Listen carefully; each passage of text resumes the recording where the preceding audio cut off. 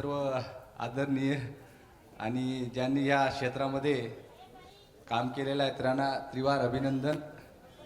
मी 15 तारखेपासून येत आहे आणि जवळपास ऑगस्टपासून या अभियानात जोडलेला आहे। तर मी याने काय केलं त्याने काय मी एकच बघतो, एक एक ॲक्टिव्हिटी जे होते तर माझा गाव पुढे ठेवतो की मी ती ॲक्टिव्हिटी कशी कशी करणार। कारण मला माझ्या गावामध्ये ज्या मुख्य अडचणी ज्या आहेत त्या कोणत्या आहेत, शेती आहे, पाणी आहे, आरोग्य आहे, शिक्षण आहे। मग ह्या क्षेत्रातले दिग्गज इथं कोण कोण आले ते काय माहिती देत आहेत। मग दळवी सर आले, दळवी सरांनी गाव डेव्हलप करताना काय काय अडचणी होत्या, काय काय करावं लागणार आणि मग कुठं कुठं आपल्याला कोणते कोणते कार्यकर्ते पकडावं लागणार, कुठं कुठं अडचणी येणार, मी तेव्हाही बघतो आणि रात्री गेल्यावर तेच विचार करतो की आपल्याला मग ते कसं कसं बसवायचं आहे। दुसरा नंतरचा येतो की मग सगळीकडे पाण्याचा प्रश्न असतो।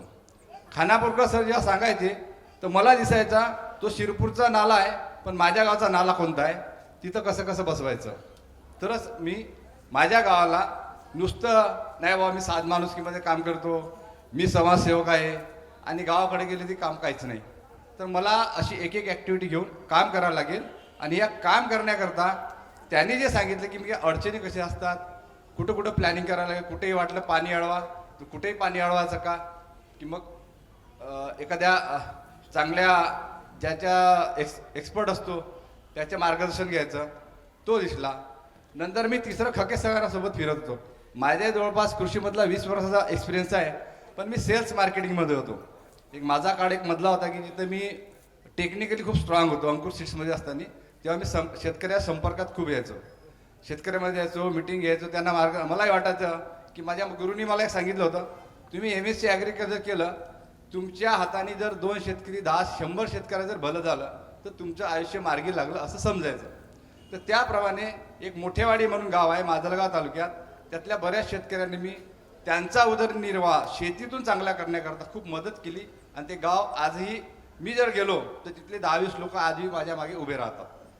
तर त्या दृष्टिकोनातून मी खके सरांसोबत त्यांचे मार्गदर्शन घेतले, त्यांच्याकडे जे ॲडिशनल आहे ते मी घेतलं, 2 दिवस त्यांच्यासोबत फिरलो।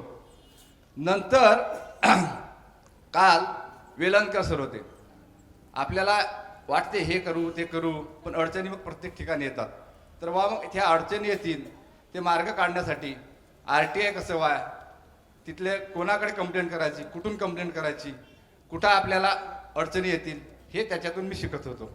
आणि तिसरं म्हणजे हे करताना जनजागरण कसं करावं लागेल।